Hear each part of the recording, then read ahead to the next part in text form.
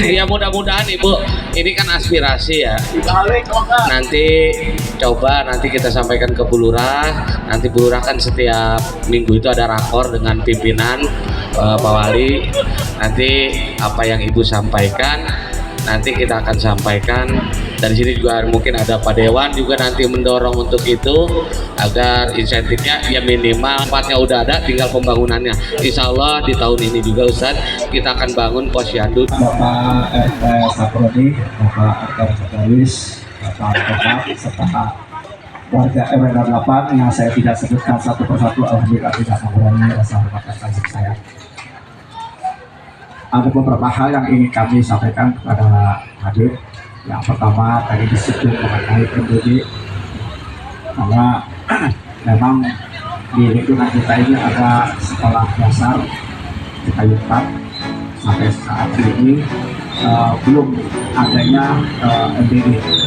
Jadi kami mohon bagaimana caranya supaya SD 04 ini bisa masuk. Nah, Komisi B saat ini berfokus juga dalam hal untuk apa? Untuk perpajakan dan retribusi.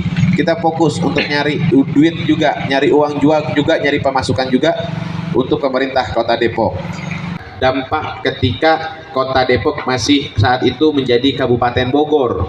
Setelahnya ada perpecahan, ada perluasan, terjadilah pemerintah sendiri, Kota Madia sendiri, pemerintah Kota Depok. Jadi ada beberapa aset kita ini yang masih kita selesaikan agar dikembalikan ke pemerintah Kota Depok. Kayak yang di Jalan Pemuda itu ada rumah sakit apa tuh yang sekarang udah tutup, Harapan Depok itu kan cagar budaya yang kita akan jadikan cagar budaya. Setu-setu hari ini sedang kita rapih-rapihkan, kita jadikan pariwisata, kita undang mereka di pemerintah Kota Depok, di DOS, di Depok Open Space, di depan kantor Polres tersebut. Anggota dewan kita Alhamdulillah Syarif Gasin Musin Alatos di sini, tapi saya mau ngajukan aja nih mah biasa. Jadi di wilayah saya itu kan ada perbatasan antara Bogor Depok yang di bawah itu. Jadi sampai sekarang pun realisasinya belum ada nih, kita ngajuin untuk pembuatan gapura. Selamat datang di Depok dan selamat datang di wilayah Bogor gitu, perbatasan. Jadi saya mengajukan itu untuk mengetahui bahwa perbatasan Kota Depok dan Kota Bogor itu nggak masuk nih, kenapa gitu? Belum ada MBG masuk ke SDN 04 ini, kenapa gitu? Sedangkan yang perintah presiden kita bahwa harus masuk, dan semua daripada jangankan yang negeri, yang swasta aja dimasukkan kan gitu ya, harus diberikan juga. Nah, nanti ini akan menjadi pertanyaan saya ke teman-teman Pemkot, dan juga nanti kita akan koordinasikan lagi nih gitu untuk disegerakan. Nah, yang kedua, perpajakan mengenai PBB 70% sudah membayar, alhamdulillah. 30% masih abstrak ya, masih belum jelas. Tidak bisa menyampaikan tidak bisa juga menyampaikan iya. Karena sifatnya pajak itu bukan dikelola oleh DPR.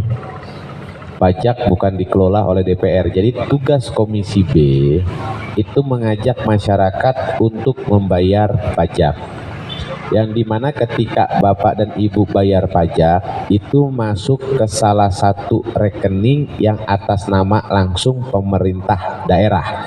Pasti dikasih tuh nomornya nih, suruh bayar di bank, banknya pakai bank BJB.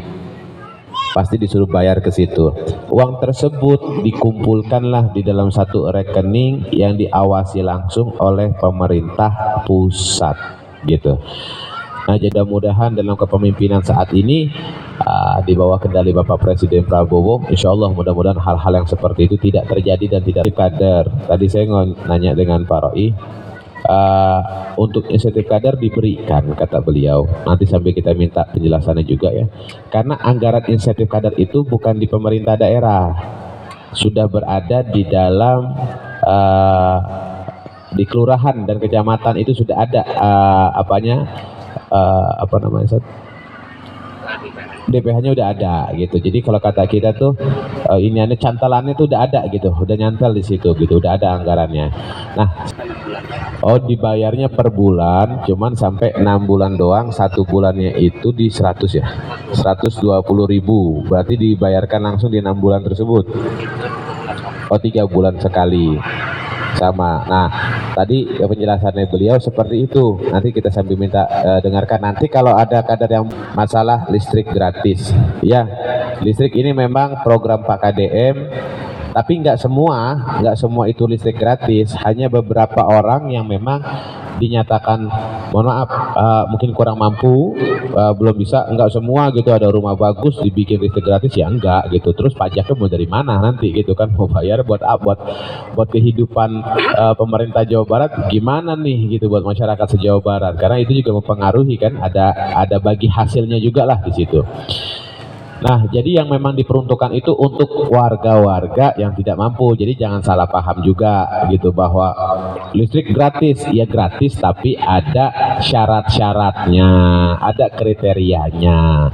Itu yang disampaikan. Nah, untuk masalah menjadi terpikirkan nih kita nih, maka nanti kita akan bahas gimana nih yang masuk gang, yang tidak masuk mobil, sedangkan wilayah perbatasan antara Bogor dan Depok mengajukan gapura untuk perbatasan bisa ajukan, tapi anggaran yang keluar ketika nanti gapura itu terbentuk itu harus berada di tanah wilayah Kota Depok walaupun posisinya perbatasan. Jadi contoh nih, perbatasan semeter dari perbatasan mundurin tuh gapura yang betul-betul menjadi wilayah haknya Kota Depok. Jangan benar-benar di perbatasan, terbingung tuh main aku-akuan tuh gitu, itu main aku-akuan. Nah, nanti dari hal itu boleh ataupun itu tidak boleh, nanti kita akan lihat lagi tuh di peraturannya seperti apa, karena kan pakai anggaran Kota Depok. Nah, gimana caranya kita ini kan membawa nama Kota Depok. Nah, nanti coba ya biar kita nggak salah, nanti kita pertanyakan lagi. Kalau andai kan kita tulis ada Kabupaten Bogor ya, apakah itu diperbolehkan apa tidak gitu ya, berarti kita tidak salah, tapi harus berada di tanah pembangunannya, di tanah yang ada di wilayah Kota Depok, karena pakai anggarannya anggaran Depok. Insya Allah nanti boleh diajukan. Ini kan perlu duduk bareng kita Pak RW gitu, Pak RT, perlu duduk bareng kita, yang dimana setiap wilayah ini kita samakan dulu persepsinya, dari mana ke mana yang harus dibangun, dan pastinya nggak mungkin serentak satu wilayah itu terbangun. Kalau saya fokus dalam pertanyaan-pertanyaan ini, yang insya Allah mudah-mudahan di tahun-tahun yang akan datang bisa kita selesaikan ya, tahun akan datang bisa kita realisasikan. Mungkin ini yang bisa saya sampaikan dan bisa saya jawab. Mohon doanya, insya Allah mudah-mudahan perkumpulan ini menjadi perkumpulan yang maslahat dan perkumpulan yang menjadikan kita ini bisa memberi kepada masyarakat. Sebelum saya tutup, nanti kita minta penjelasan dari Pak Roy masalah insentif kader ya, begitu mungkin kurang.